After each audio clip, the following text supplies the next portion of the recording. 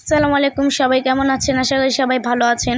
আজকে আমার খালাতো ভাইয়ের জন্মদিন, তো সেখানে আমাদের দাওয়াত ছিল। আর আমার খালামণি আমার আম্মুকে নুডলসটা রান্না করতে বলেছিল।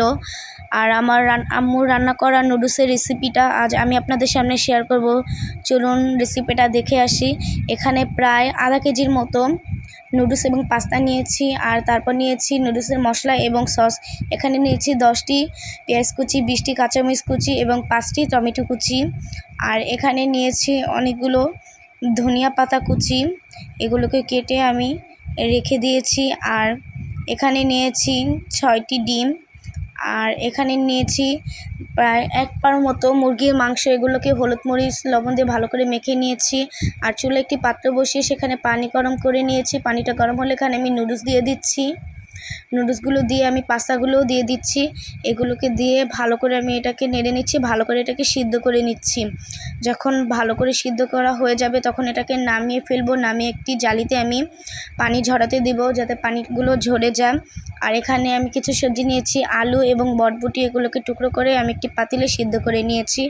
সিদ্ধ করা হয়ে গেছে। তারপর আমি চুলে একটি কড়াই বসিয়ে তেল দিয়ে দিচ্ছি। তেলটা গরম হলে আমি হলুদ মরিচ মাখা ওই যে মুরগির মাংসগুলোকে ভেজে নিব। মাংসগুলোকে আমি ভেজে নিচ্ছি ভালো করে।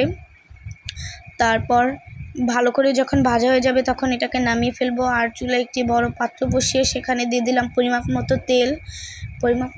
দেওয়ার পরে এখানে দিয়ে দিচ্ছি পেঁয়াজ কুচি, কাঁচামরিচ কুচি দিয়ে এখন আমি এটাকে ভালো করে নেড়ে নিচ্ছি। ভালো করে এটাকে নেড়ে আমি ভেজে নিব। ভেজে নেওয়ার পরে এখানে আমি কাঁচামরিচ কুচি সবগুলো দিয়ে দিয়েছি। সবগুলো দিয়ে এখানে আমি ডিম ভেঙে দিচ্ছি। প্রথমে একটি দিয়েছি, তারপর সবগুলো আস্তে আস্তে করে আমি সব কটা ডিমই আমি এখানে ভেঙে দিলাম। ডিমগুলোকে ভেঙে দিচ্ছি। ভেঙে দেওয়ার পরে আমি ডিমগুলোকে ভালো করে পেঁয়াজের সাথে নেড়ে নিচ্ছি। ভালো করে নেড়ে এটাকে আমি ভালো করে ভেজে নিব। ভেজে নেওয়ার পরে এখানে আমি ভেজে রাখা মুরগির মাংসগুলো দিয়ে দিচ্ছি। মুরগির মাংস দিয়ে এটাকে নেড়ে নিচ্ছি। তারপর আমি সিদ্ধ করা সবজিগুলো দিয়ে দিচ্ছি আর দিয়ে দিচ্ছি টমেটো কুচি।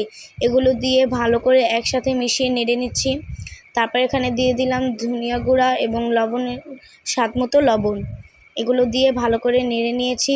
তারপর এখানে আমি দিয়ে দিচ্ছি পরিমাপ মতো সসটা দিলে নুডলসের টেস্টটা খুব অসাধারণ হয়।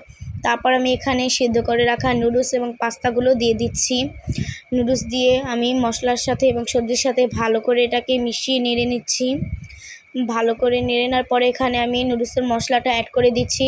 তারপর নুডলসটা নেড়ে এখানে দিয়ে দিচ্ছি ধনেপাতা কুচি দিয়ে ভালো করে নুডলসটাকে নেড়ে নিচ্ছি। নুডলসটা প্রায় হয়ে গেছে। তারপর এটাকে আমি নামিয়ে পরিবেশন করলাম। আমার এই নুডলসের রেসিপিটা যদি ভালো লাগে আমার ভিডিওতে লাইক ফলো শেয়ার করবেন, কমেন্ট করে জানাবেন কেমন হয়েছে।